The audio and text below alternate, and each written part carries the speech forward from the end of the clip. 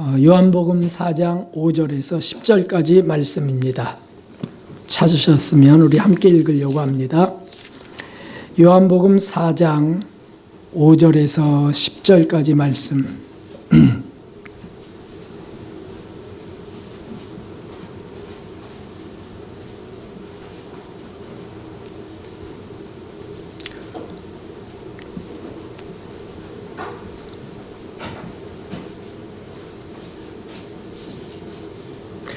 사장 5절에서 10절 함께 읽겠습니다. 사마리아에 있는 수가라 하는 동네에 이르시니 야곱이 그 아들 요셉에게 준 땅에 가깝고 거기 또 야곱의 우물이 있더라. 예수님께서 행로에 권하여 우물 곁에 그대로 앉으시니 때가 제 6시쯤 되었더라. 사마리아 여자 하나가 물을 길러 왔음에 예수님께서 물을 좀 달라 하시니 이는 제자들이 먹을 것을 사러 동네에 들어갔음이러라. 사마리아 여자가 가로되 당신은 유대인으로서 어찌하여 사마리아 여자 나에게 물을 달라 하나이까 하니 이는 유대인이 사마리아인과 상종치 아니함이러라. 예수님께서 대답하여 가르사대 내가 만일 하나님의 선물과 또 내게 물 좀 달라 하는 이가 누구인지를 알았다면 내가 그에게 구하였을 것이요 그가 생수를 내게 주었으리라. 아멘.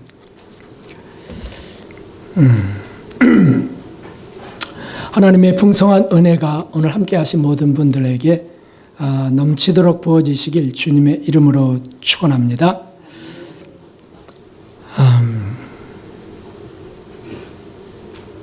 오늘 뭐가 잘못됐는지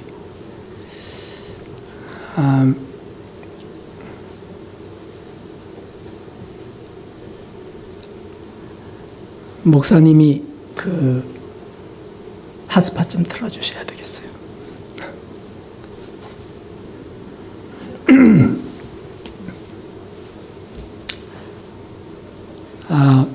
잠시 기다려 주십시오.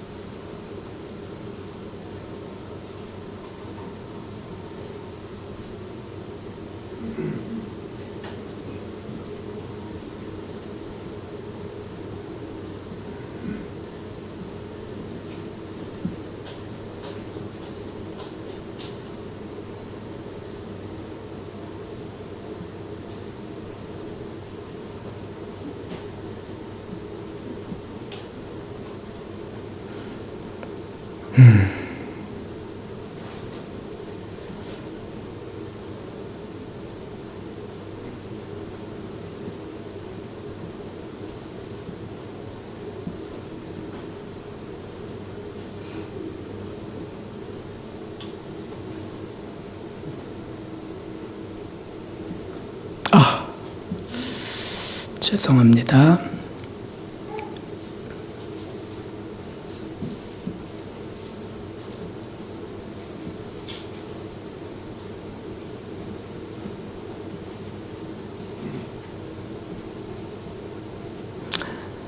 네.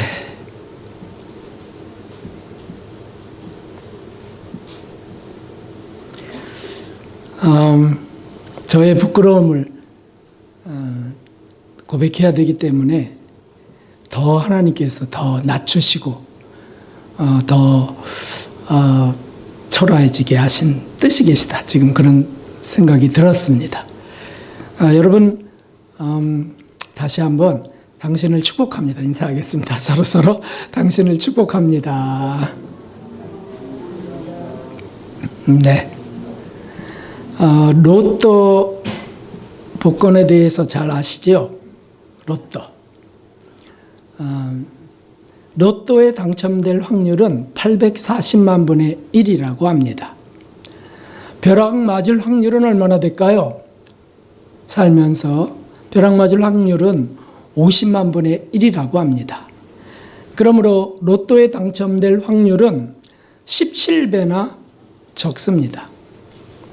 그런데도 사람들은 살기가 어려워서 또는 일확천금을 꿈꾸면서 복권을 삽니다.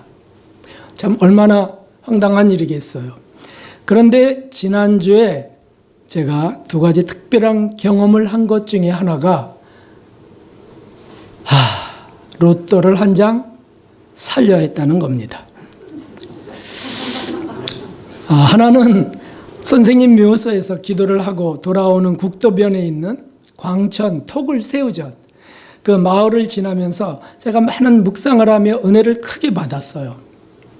아마도 이것은 다음 주에 전달될 것 같고요. 그리고는 식사를 하고 커피를 마시다가 옆에 편의점에서 로또를 산 것입니다. 이 두 개의 상반된 경험은 저를 새롭게 했습니다. 그래서 잠시 후 그 경험담을 2주에 걸쳐서 털어놓으려고 합니다. 오늘 말씀은 수가성, 그 사마리아 수가성 우물가의 그 여인과의 예수님의 대화예요.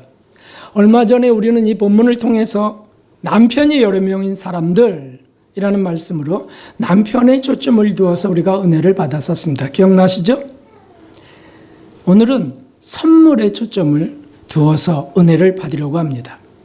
예수님께서 제자들과 함께 가시다가 이제 이 사마리아 지역을 지나실 때 너무 피곤하고 목이 마르셨어요. 그래서 제자들은 먹을 것을 사러 마을로 가고 예수님은 우물 곁에 그저 주저앉으셨어요.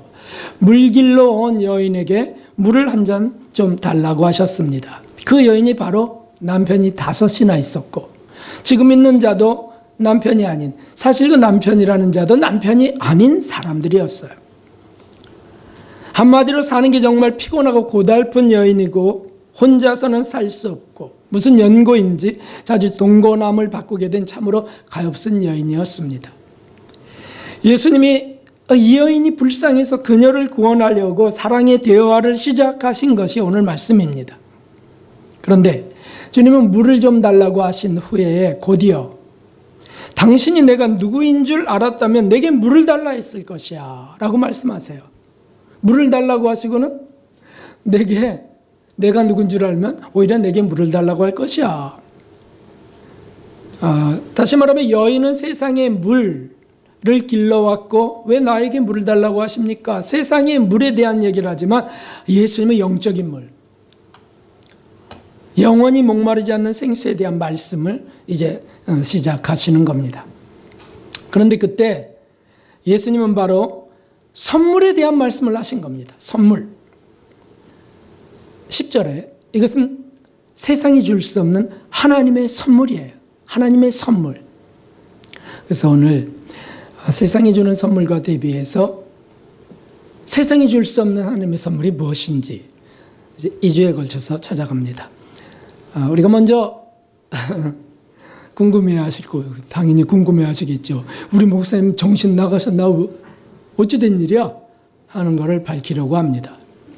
세상이 주는 선물, 세상이 주는 선물이 어떤 겁니까? 그것은 세상 대부분의 사람들의 희망이 거기에 담겨 있는 선물입니다. 좋은 옷을 사고 또는 선물로 받고 좋은 집, 건강이나 또는 훌륭한 가문과 좋은 가정, 그것도 선물 아니겠어요? 세상 속에 있는 선물. 직업, 직분, 인기나 명예 같은 거 다 사람들이 원하는 내가 이렇게 됐으면 좋겠다, 저렇게 됐으면 좋겠다라고 하는 세상이 주는 선물 속에 있어요.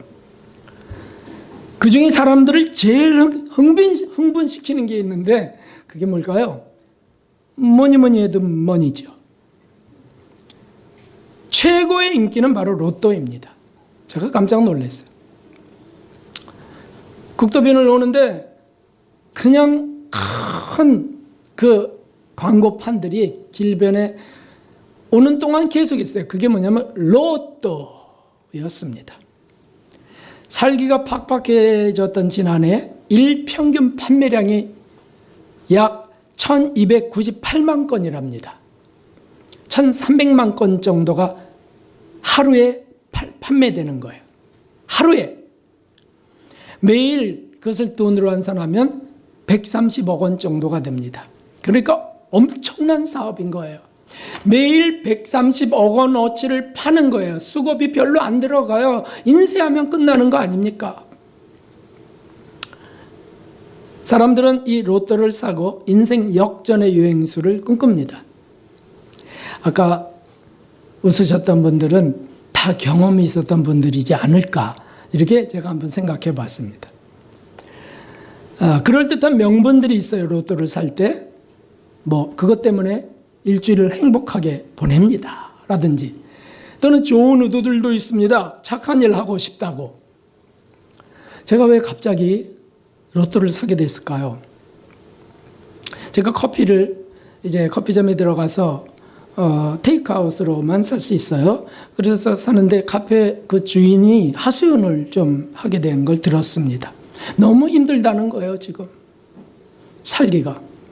그래서 시골에서는 좀 비싼 값인 것 같았는데 조금이라도 돕고자 하는 마음으로 이제 사면서 얘기를 들었습니다.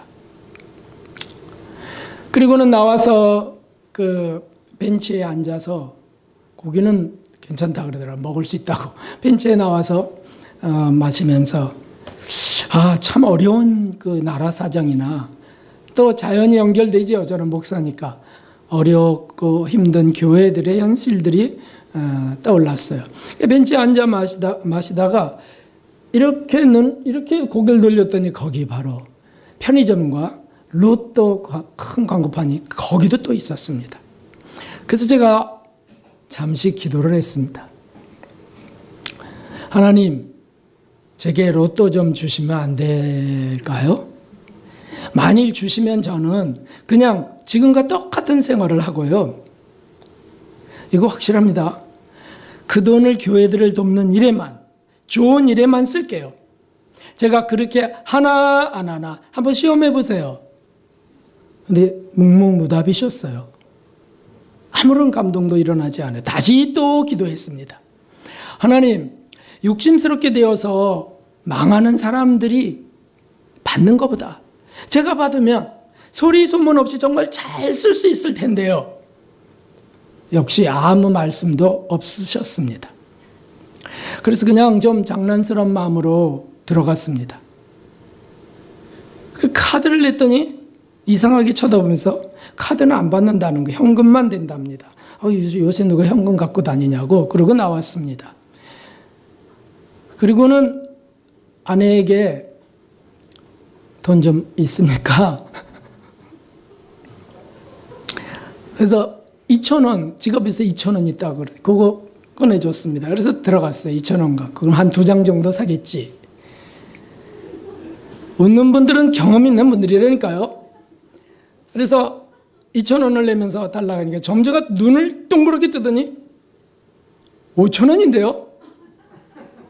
그래서 나는 죄송하다고 하면서 그냥 나오면서 주님께 중얼거렸습니다. 알겠어요, 주님. 안 사면 되잖아요. 안 사면. 그러고서 나왔습니다. 사실 그때 저는 세상이 주는 선물을 은근히 꿈꿔본 겁니다. 목사가 840만 분의 1의 로또를 사보려고 했던 거예요. 참, 2,000원이었으니 망정이지. 제게는 선한 동기가 있었죠. 하나님은 허락하지 않으셨어요. 감동 주지 않으셨어요. 막으셨어요. 그러면 세상이 줄 수 없는 선물이 어떤 걸까요? 세상이 줄 수 없는 선물. 사실 예수님은 바로 이것을 주기 원하신 겁니다. 그게 10절에 있는 하나님의 선물입니다. 하나님의 선물. 우리 성경을 우리 같이 읽어보겠습니다. 야고보서 1장 17절. 각양 좋은 은사와 온전한 선물이다 위로부터 빛들의 아버지께로서 내려오나니 그는 변함도 없으시고 회전하는 그림자도 없으시니라. 아멘. 다 하나님이 주신다는 거죠. 하나님이. 이 온전하고 완전한 확실한 하나님의 선물이 분명히 존재한다면 성도 여러분, 저와 여러분이 이것을 받아야 되지 않겠습니까? 로또는 못 받는다 할지라도 이거는 꼭 받아야 된다는 거예요. 이거는 더군다나 주시길 원하시는 거니까. 그 선물이 오늘 우리가 살펴볼 것이 있는데 세 가지인데요. 하나는, 첫째는 먼저 성경을 읽어보겠습니다. 시작.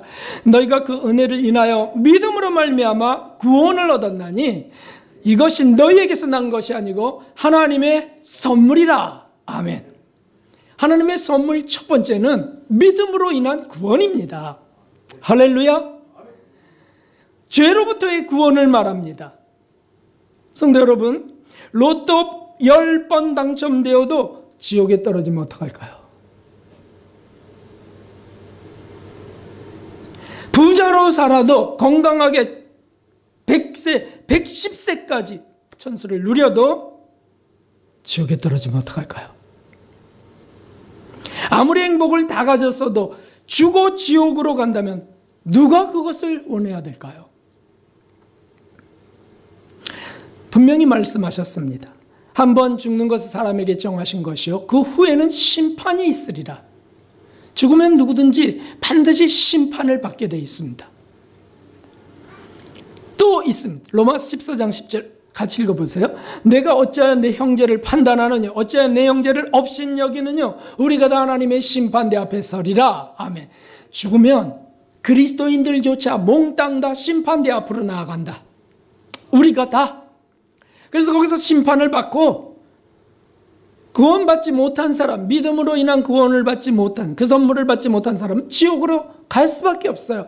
주님이 밀어넣는 게 아니에요. 자기가 거부해서 가는 거죠. 예수님께서도 마태복음 25장에 말씀하셨습니다. 저희는 왼편에 있는 저희는 영벌에 들어가리라. 의인들은 영생에 들어가리라. 이렇게 말씀하셨어요. 예수님이 말씀하셨다면 그것은 거짓없는 진실이죠. 성경이 말씀하고 있어요. 하나님은 지옥 갈 우리 죄인들을 구원하시려고 예수님을 보내셨습니다. 그리고 그 죄를 담당하시려고 십자가에서 오르시고 고통 속에 죽으셨어요. 우리가 그것을 믿습니다. 이 유명한 고백이 로마서 5장에 있습니다. 우리가 아직 죄인 되었을 때 그리스도께서 우리를 위하여 죽으심으로 하나님께서 우리에게 대한 자기의 사랑을 확증하셨느니라. 아멘. 하나님의 사랑은 예수님을 죽이시는 것이고 우리 대신 지옥 형벌을 담당케 하시고 우리 대신 피 흘려 죽게 하시는 것이었어요. 이것이 세상에서 줄 수 없는 최고의 선물이 아니고 무엇이겠습니까? 10,000번을 우리가 읽고 읊조려도 눈물이 마를 수 없는 말씀들이에요. 이것을 한번 읽어봅시다. 또 읽어봅시다. 그가 찔림은 우리의 허물을 인하며 그가 상함은 우리의 죄악을 인함이라. 그가 징계를 받음으로 우리가 평화를 누리고 그가 채찍에 맞음으로 우리가 나음을 입었도다. 아멘. 예수님 맞을 필요 없으신 분이라는 거 아시죠? 예수님 죄 없이 흠 없이 성령의 잉태로 태어나신 분이라는 거 아시죠? 근데 왜 그렇게 고통당하셔야 됩니까? 왜 그렇게 고통 속에 죽으셔야 됩니까? 왜 분신이신 하나님께 버림당해야 됩니까?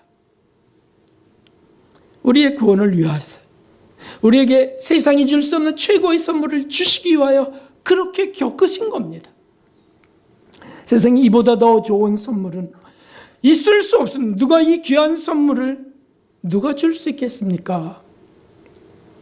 그러므로 저와 여러분이 우리가 그 선물, 믿음으로 인한 구원을 우리가 받은 선물을 우리가 받았다면 우리는 정말 24시간이 모자랄 정도로 감사해야만 됩니다.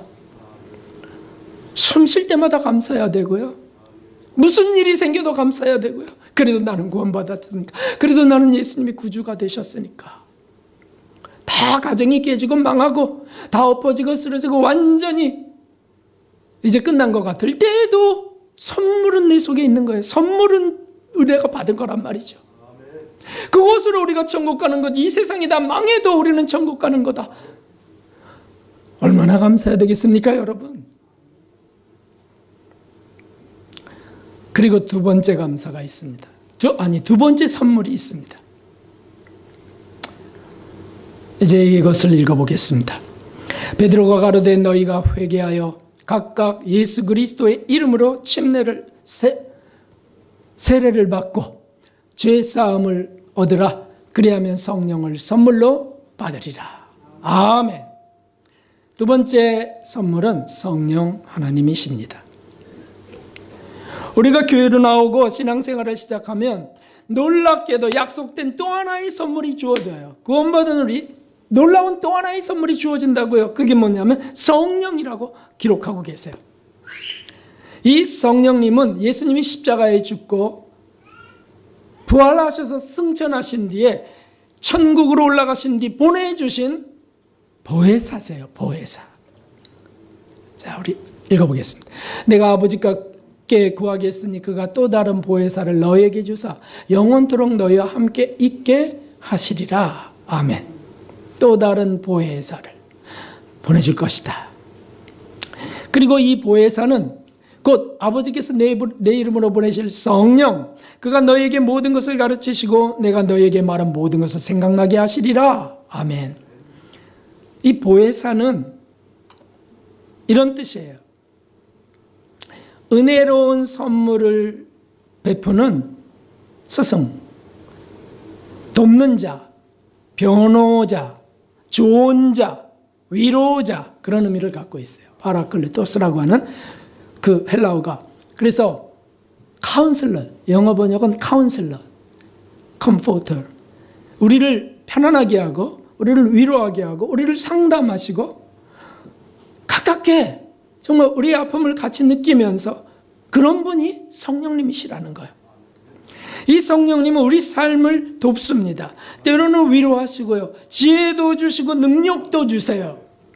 그래서 고린도전서 12장에는 은사, 9가지 은사에 대해서 말씀하고 계세요. 병 고치는 은사, 방언하는 은사, 통변하는 은사, 지식의 은사, 지혜의 은사, 이런 은사, 귀신 쫓는 이런 것들도 하나님이 주시는 거예요. 성령님을 통해서. 재능이라고 해요. 재능. 그러니까 세상이 그런 거 줄 수 있겠습니까? 세상이 줄 수 없는 하나님 은혜의 선물이죠. 교회를 다니면서 말씀을 들으며 믿음이 납니다. 그렇죠. 믿음이 자라죠. 그리고 구원을 받고 다시 말하면 예수님을 구주로 모시고 그리고는요 성령님이 속에 들어오신다. 성령님이 오셔서 이 험한 인생길에 이 광야 같은 삭막한 세상에서 우리와 동행하신다는 거예요. 이거 사실 얼마나 황송한 일일까요? 여러분, 만일 여러분의 가정이, 우리의 가정 속에 누가 오시면 좋을까? 대통령이 오신다고 합시다. 요새 대통령은 별로 그 사람들이 존경하지 않는 것 같아요. 그럼 대통령 말고 그럼 하여튼 연하고 자기가 정말 흠모하는 스승이 오셨다고 합시다. 그러면 얼마나 감격스러울까요? 내가 정말 만나뵙기 원했던 그분이 오신다. 집안 청소하고 화장실 쓸고 닦고 난리칠 겁니다. 음식을 얼마나 잘 차리고 준비하겠어요? 따뜻한 거실도 마련하고요.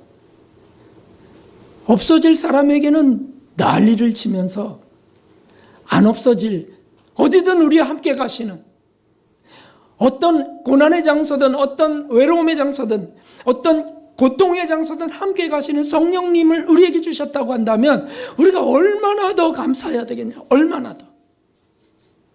더군다나 그분은 우리의 회개를 도우시고요, 우리의 속죄를 도와주세요. 우리의 속죄를 이루어주세요. 회개하면 죄를 씻어주시고 불안한 마음의 평화를 다시 주시고요, 은사도 주신다고 했어요. 고린도전서 12장에 있는 은사는 사실은 작은 은사, 13장에 더욱 큰 은사를 주리라 해서 사랑의 은사, 사랑에 대해서 말씀하고 계시잖아요. 우리에게 사랑도 주시는 분이 예수 그리스도세요.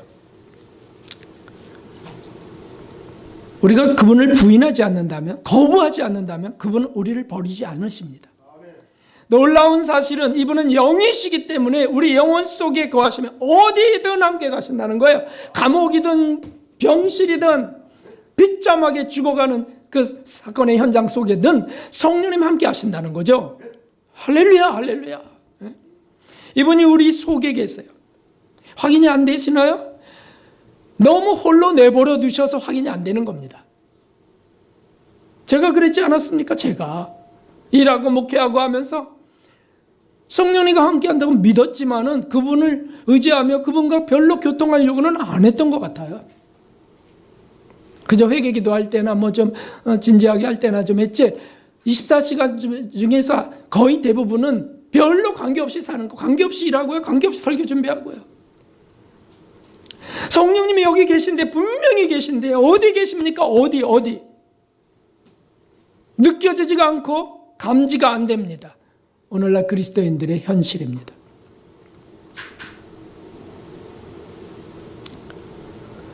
그러니 성령이 은혜를 베푸시고 더 은혜와 기적 속으로 이끄실 수가 없는 겁니다. 우리가 그분을 신하고 인정하지 않으니까. 삶의 구석구석에서 그분을 인정한다면 좀 묻기도 하고 뭔가 확인을 받으려고도 하고 그래야 되지 않겠어요? 적어도 주님 지금 함께 하시죠? 저와 함께 가시죠? 뭐 이 정도까지는 해야 될 거 아니에요.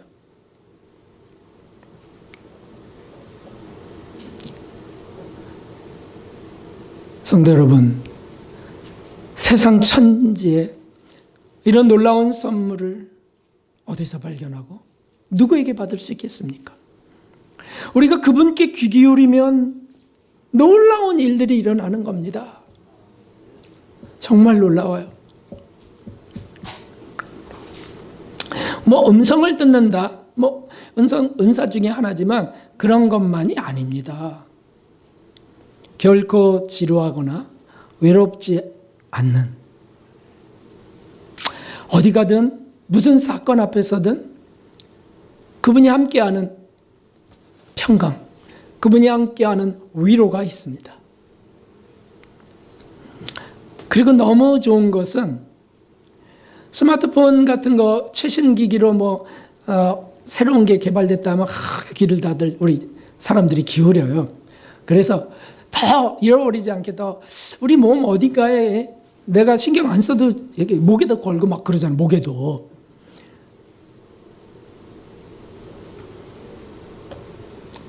그런 거는 비교가 안 돼요. 그냥 없어질 수 없는 거예요. 우리가 잊어버릴 수 없는 거예요. 그냥 제 안에 있는 겁니다. 제 안에 계세요. 그분을 인정하고 그분 앞에 내가 따르려고 한다면 놀라운 일이 일어난다는 것이죠. 신기한 일들이.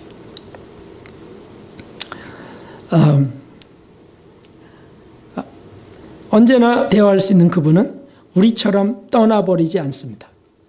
우리를 끝까지 포기하지 않으십니다. 여러분들에게 성령님은 당신을 결코 포기하지 않으십니다. 해봅시다. 성령님은 당신을 결코 포기하지 않으십니다. 할렐루야. 결코 포기하지 않으세요. 문제는 우리가 포기하는 거예요. 사람들이 포기해. 아유, 하나님 안 들어주실 거예요? 안 들어주실 거예요? 관두세요 그럼. 제가 할게요. 이런 꼴입니다. 그러니 우리를 도우시려고 하고 우리를 이끄시려고 하고 하시는 분이 주춤거리실 수밖에 없어요. 자유의지를 주셨기 때문에. 그러나 그분을 절대 의지하고 그 세상에 줄 수 없는 선물을 내가 받은 자로서 주님의 뜻대로 이루어 주시고 성령님 저를 이끌어 주셔서 자꾸 그분을 의지하면 결국은 엄청난 기적이 우리 안에 일어나게 하십니다. 자, 엄청난 기적을 한번 읽어보겠습니다. 이로써 그 보배롭고 지극히 큰 약속을 우리에게 주시어 그 이 약속으로 말미암아 너희로 정욕을 인하여 세상에서 썩어질 것을 피하여 신의 성품에 참여하는 자가 되게 하려 하셨느니라. 아멘. 신의 성품에. 사람들이 연예인들을 좋아해갖고 그분을 따라 흉내내고 자식들이 그거 흉내내면 좋아서 박수치고 그분을 닮아가면 좋다 그러고 누구 닮았다 그러고 되게 좋아하고 다 죽을 모든 사람들입니다. 그러나 영원히 존재하시는 그분이 우리 안에 오셔서 우리를 위로하시고 우리와 카운슬링을 하시고 하신다면 여러분 어떻게 되겠습니까? 그분을 정말 사랑한다면, 우리가 예수님을 정말 사랑하고 성령님을 의지한다면 어떻게 변화돼가지 않을 수 있을까요? 자꾸 톤도, 억양도, 표정도, 삶도 자꾸 바뀌어져 갈 수밖에 없어요. 이거는 성령님이 하시는 것이라는 거죠. 감히 상상할 수도 없는 이 엄청난 일, 신의 성품에 참여케 하는 일, 신의 성품에 참여케 하는 일, 하나님의 성품 속에 우리 더러운 죄인들을 참여시켜서 그분 속에 살고 우리 안에 사는 이 일들이 일어난다는 말씀입니다. 부부에게 이런 일이 일어나면 얼마나 좋겠습니까? 가정 속에 이런 일이 일어나면 얼마나 좋겠습니까? 그래서 당신 요새 너무 달라졌어요. 무슨 일이 일어났어요?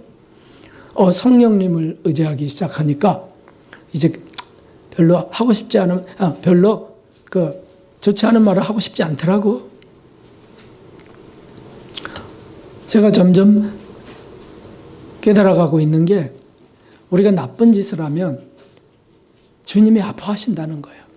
우리가 서운한 말이나 냉정한 마음이나 거만함을 가지면 또는 이웃을 아프게 하면 우리도 마음이 좋지 않은 것 이것뿐만 아니고요. 성령님이 예수님이 슬퍼하시는 거예요. 아파하시는 거예요. 예수님이 십자가에 달려 죽으시고 그걸로 고통은 끝. 예수님이 영원히 이제 영화로운 천국에서 왕이셔가 아니고 우리 속에 오셨기 때문에 여전히 아파하신다는 겁니다. 여전히. 그런 부부가 이런 걸 생각한다면 언어도 바뀌지 않겠어요? 자녀에게도 언어가 바뀌지 않겠어요? 야! 이 XX 하든지 이런 것들이 바뀔 수밖에 없어요. 모르니까 그런 성령님의 그 하나님의 선물을 모르니까 그렇게 안 하는 거고요. 알아도요. 의지하지 않으면 그렇게 안 되는 거죠. 우리가 막는 거예요. 성령의 역사를 막고 있는 겁니다. 동료나 친구들에게도 이 놀라운 은혜가 나타나게 하시지 않겠어요? 그래서 너희의 착한 행실로 많은 사람들이 하나님께 영광을 돌리게 하라. 그 일을 이루시는 분이 바로 보혜사 성령님이십니다. 이것이 참 행복이고 참 소망입니다. 세상이 결코 줄 수 없는 선물인 이유가 바로 그것인 거죠. 우리는 그 은혜와 선물을 받은 자들입니다. 할렐루야. 마지막으로는 성경을 읽어볼까요? 성경을 읽어봅시다. 너희는 마음에 근심하지 말라. 하나님을 믿으니 또 나를 믿으라. 내 아버지 집에 거할 것이 많도다. 그렇지 않으면 너희에게 일렀으리라. 내가 너희를 위하여 처소를 예배하러 가노니. 아멘. 이게 무엇을 말하고 있죠? 하나님의 나라 천국에 대한 말씀이잖아요. 예수님 떠나기 바로 전날, 죽기 바로 전날 하신 말씀이에요. 내가 천국을 마련하러 가. 너희를 위하여. 딱 마련하면 와서 너희를 데려갈 것이야. 하나님 나라 천국을 선물로 주신다고 말씀하셨습니다. 이민자들은 잘 알아요. 온 세계의 이민자들은 잘 압니다. 특별히 잘 사는 나라일수록 그 나라의 시민권을 그렇게 원합니다. 그렇죠? 왜냐하면 비자를 갱신해야 되니까 돈이 자꾸 들어가. 그리고 무엇보다도 기초연금을 비롯한 사회보장제도의 혜택을 받을 수 있잖아요. 여기도 지금 미국 시민권자 한 분이 앉아 계시네요. 그런데 죽어서는 어떻게 될까요? 그 시민권이 유지될까요? 말도 안 되는 거죠. 그건 땅에 있는 그냥 그 사회 제도일 뿐이에요. 죽어서는 나중 일이고요. 나중 일이라고요? 아니, 그게 더 시급한 일이 아닙니까? 그것은 영원히 사는 세계예요. 우리는 여기 몇십 년 정도 살고 끝나버리지만은 거기는 영원히 사는 세계, 영원히. 무엇이 더 중요합니까? 네? 성도님, 무엇이 더 중요합니까? 네, 영원히 사는 세계가 더 중요하죠. 그러니까 이 땅을 위해서 무슨 자격을 또는 무슨 시민권자 어쨌든 이렇게 해서 우리가 거기에 막 그냥 쩔쩔매고요. 왜 그래야 되냐고요. 그게 현실이잖아요. 현실. 현실을 주관하시는 분이 하나님이세요. 전능하신 창조주 하나님을 의지한다면 그게 더 중요한 것이 아닙니까? 성경에 분명 죽어서 심판 후에 천국과 지옥으로 간다고 분명히 기록되어 있고, 그리고 말할 것도 없이 아무나 다 가는 나라가 아니라는 것이에요. 그 천국은 아무나 다 가는 나라가 아닙니다. 읽어보십시오. 진실로 너에게 이르노니 너희가 돌이켜 어린아이들과 같이 되지 아니하면 결단코 천국에 들어가지 못하리라. 아멘.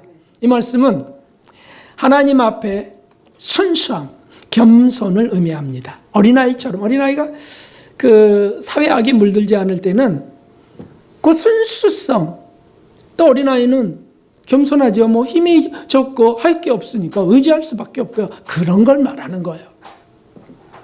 사실 주님을 믿는 이들에게 오신 성령님은 바로 그 하나님의 나라 천국에 들어가도록 도우시는 분입니다. 우리를 천국으로 이끌어 가시려고 위로자여 돕는 자로 계시는 거죠. 더욱 놀라운 사실은 이 천국이 우리 생애 가운데 우리 영혼 속에 이루어지게 하신다는 사실입니다. 저 죽어서만 가는 저 나라가 아니고요, 우리 안에 그 천국을 맛보게 하세요. 저기가 본점이라면 지점 천국을 우리 심령 속에 이루시는 거죠. 그게 심령 천국입니다. 심령 천국이 이루어지면 어떤 환경 가운데서도 평안하고 행복할 수밖에 없습니다. 천국이니까, 이건 빼앗길 수 없는 거니까. 이제 엄청난 불행 속에 우리가 있다 할지라도 심령 천국을 얻은 자는 너희에게 평강이 있을지어다. 평강 속에 삽니다. 이제 마지막으로 이 심령 천국을 선물로 받은, 위에 말씀하신 이 세 가지를 다 선물로 받은 한 분을 소개하려고 합니다. 제가 금요기도회 때 우리 목사님 인도하시면서 잠깐 소개했던 미즈노 겐조라고 하는 전신마비 그 시인, 제가 깜짝 놀라서 막 인터넷을 싹 뒤졌어요. 그리고 책도 주문하고 막 이렇게 하면서 조사가 아니고 뭐죠? 네, 연구를 했어요. 이분은 1937년에서 1984년까지 사신 분입니다. 그러니까 47세까지 살다 가신 분이에요. 11살 때, 초등학교 4학년 때 심한 열병에 걸려서 뇌성, 전신 마비 장애를 얻습니다. 그래서 눈만 깜빡일 수 있고, 들을 수 있고, 눈 깜빡일 수 있고, 말할 수는 없어요. 그런데 미소는 지을 수 있어요.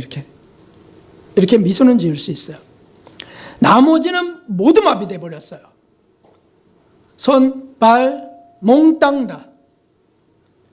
비관적인 고통 속에 그저 누워서 죽을 날만 기다릴 수밖에 없습니다. 더군다나 11살에. 그러다가 14살이 됐을 때 이웃이 준 성경을 너무 가엾고 불쌍하니까, 너무 지루하고 그러니까 성경이나 읽으라고 그랬는데, 성경을 넘길 수가 있어야죠. 그래서 어머님이 성경을 한 장씩 넘겨주기 시작합니다. 또 몸을 가누지 못하니까 낮은 책상에 턱만 받쳐놓고 나머지는 다 구겨져 있고, 그리고 그걸 읽는 겁니다.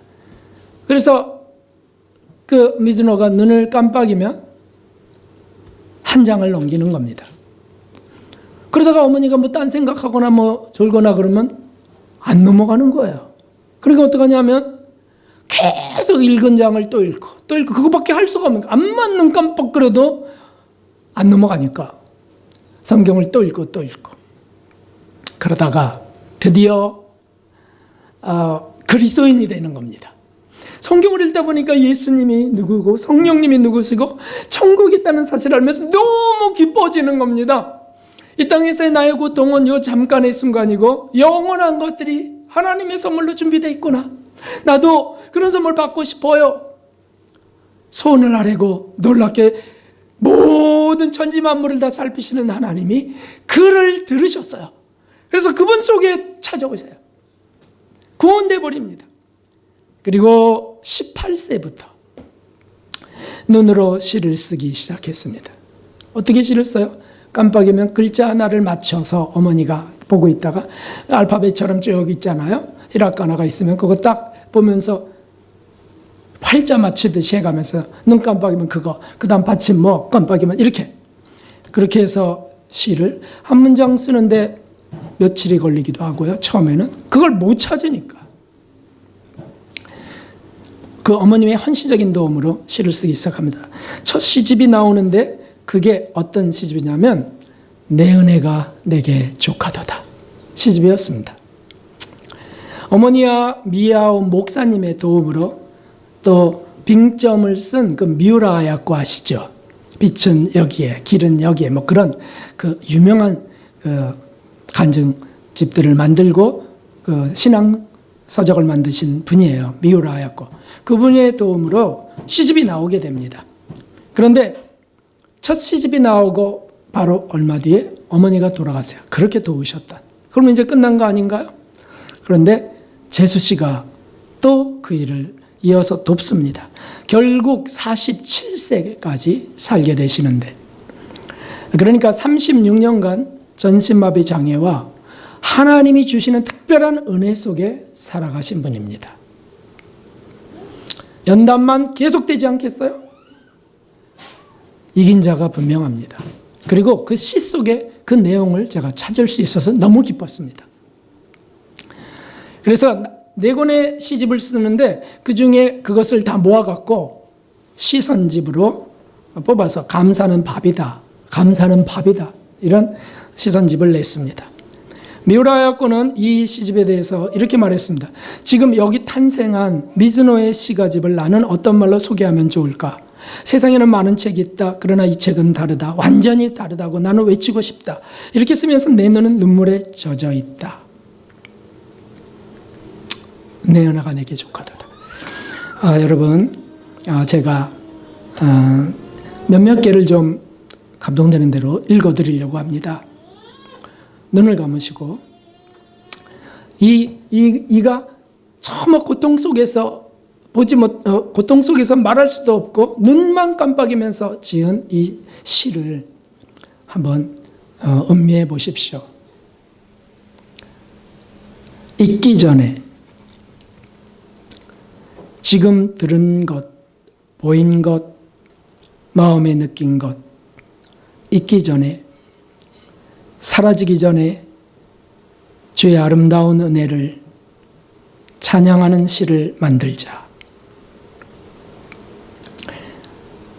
제목, 만일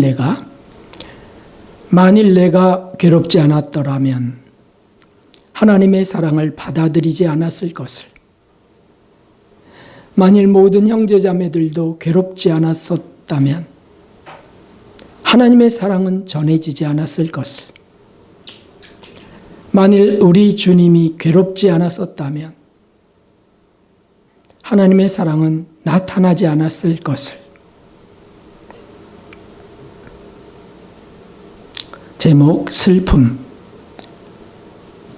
오 슬픔이여, 참으로 고마워.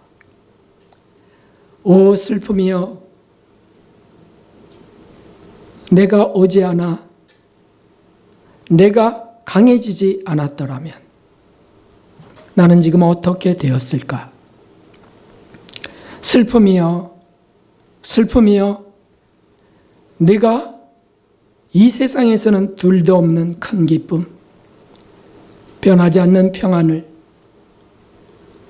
주님 곁에 나를 인도하였구나. 제목, 주님을 슬프게 한 것은 아닐까?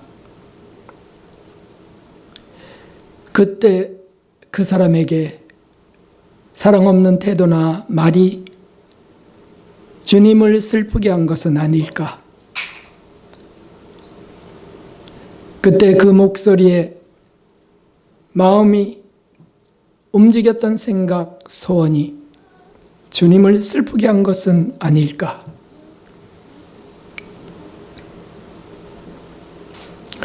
그때 그 일로 가슴속에 일어난 불안이나 투덜거림이 주님을 슬프게 한 것은 아닐까?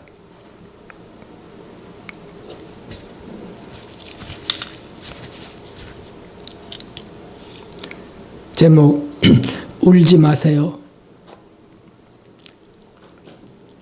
어머니를 잃은 나를 위해 울지 마세요. 더 이상 울지 마세요. 마음속은 이상할 정도로 잠잠합니다. 그리스도가 나와 함께 하시기 때문이겠죠. 주 예수님, 당신이 조용한 밤길로 가까워지는 발걸음 소리라고 금방 알아차렸습니다. 바로 알아차렸습니다. 제목, 가을.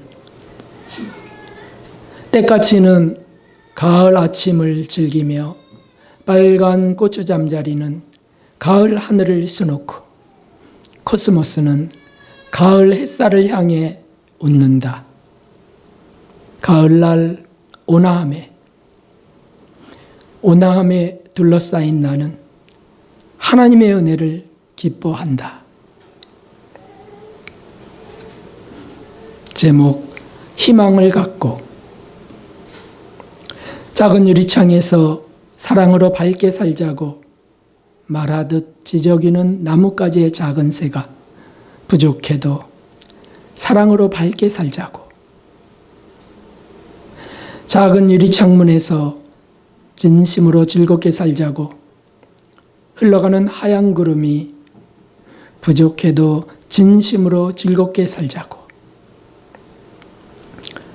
작은 유리창문에서 희망으로 내일을 기다리자고 말을 걸었던 반짝이는 파란 별이 부족해도 희망으로 내일을 기다리자고. 마지막으로 평화. 제목, 평화. 나는 나라도 말하는 언어도 생각하는 일도 각각 다른 수십억의 인간들이 아버지 되신 하나님의 곁으로 돌아오도록 아침에도 기도드리고 저녁에도 기도드린다.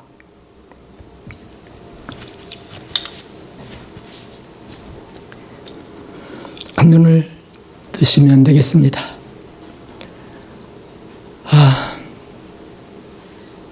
참 주님의 은혜는 너무 놀랍습니다. 주님의 하나님의 선물은 너무 가슴 벅찬 선물입니다. 미즈노 겐조 그 장애인을 이렇게 만드시는 그분이시지 않습니까? 제 일생에 저의 스승이 되었던 공선생님이라는 분도 그렇게 장애로 40여 년을 누워 사셨던 분이 아닙니까? 그리고는 성인이 되시고 언제든지 하나님 중심으로 예수님을 더 사랑하셔야 된다고, 언제든지 하나님의 뜻대로 가야 된다고 목회를 주원하고 제 일생의 카운셀러를 해주셨던 분, 그분을 만든 분이 예수님이고 하나님의 은혜예요. 하나님의 선물이 그에게 주어졌던 거죠.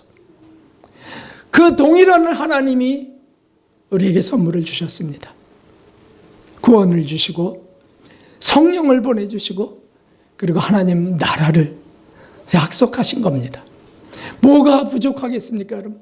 왜 우울하게 살아야 되겠습니까? 왜 비관적으로 나가야 되겠습니까? 짜증을 부리고 속상하다고요? 절망적이라고요? 우리 주님이 절망적일 수 없지 않습니까? 그렇습니다. 사랑하는 성도 여러분, 올해는 정말 하나님의 특별한 선물을 받으시기를 축복합니다.